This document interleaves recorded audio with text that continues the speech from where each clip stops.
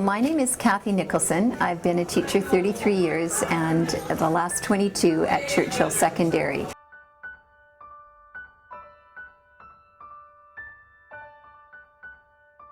I do oral quizzes with the grade 8s, which seems to help, where they have to point to parts rather than written.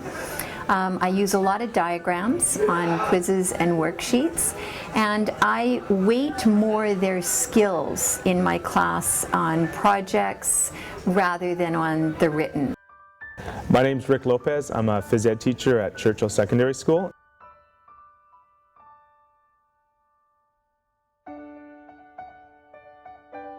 One of the things that we try to do in our classes is encourage them to speak English and maybe partner them up with an English-speaking person, which encourages that dialogue.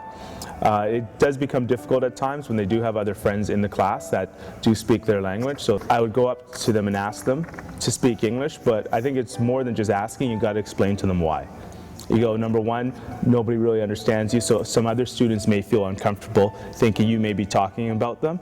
And then number two, it's excluding yourself a little bit, because now that you're speaking that language, other students who may want to participate with you may shy away because they feel uncomfortable entering that environment where they don't understand what you're saying or understand how you're communicating. So, and I try to explain to them, I understand it's tough because English is tough for them and it's easier to do that way, but you know, I don't want it to be, this is the rule, you have to do it. We try to convince them that this is what we would like you to do and this is why, and that would usually has a lot more effect than telling them do this or else.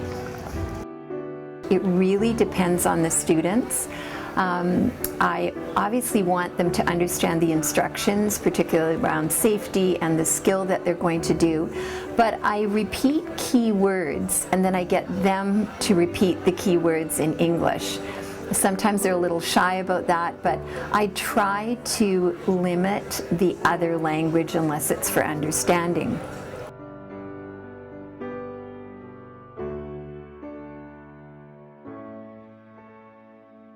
I really focus on what they do well.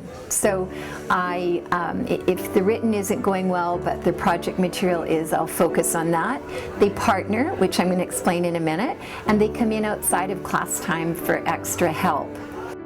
Within phys ed, it's instead of being just in desks and sitting in the classroom, they tend to be out in the field or doing things, so the participation doesn't seem to be too much of an issue, especially because we do a lot of group work and they are encouraged to participate within a group.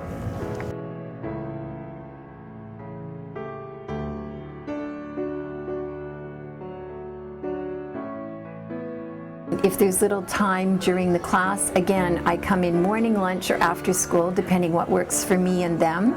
They partner. I give some sheets as homework and encourage them to practice, and it's really evident if they've done it or not.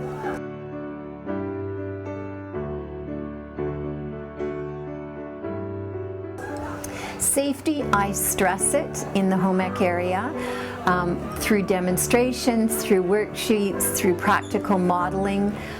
So far it's not been a problem. They're really careful. With the phys ed department, we have a large nonverbal component, which is basically skill.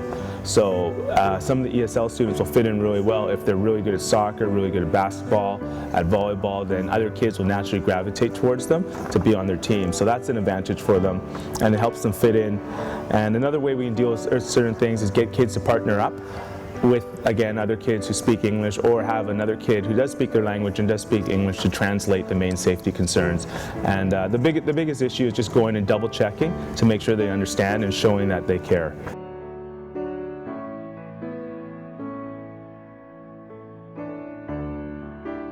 Students who don't see the point of speaking English, if they're in grade 8 or 9, I have my grade 11s or 12s come in and talk to them, or an older person to talk to them on success at university, success at work, the value of having another language. I certainly celebrate that they can speak another language. I think any success we've had in the PE department of this school has been a large part due to the collaboration and the support that we've had from the ESL teachers, who do an outstanding job of helping us, supporting us, and helping us supporting their students. And the more people they're comfortable with within the school, I think the more chance they have to have success within the community.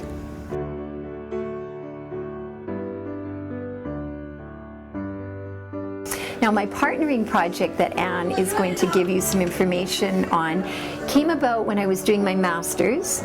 I wanted to find a way to connect the ESL students to my subject, to the school, to the community.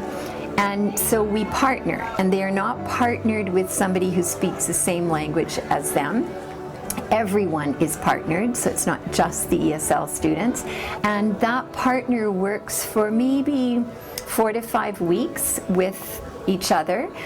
They evaluate how it went, and then we do some changes of partners.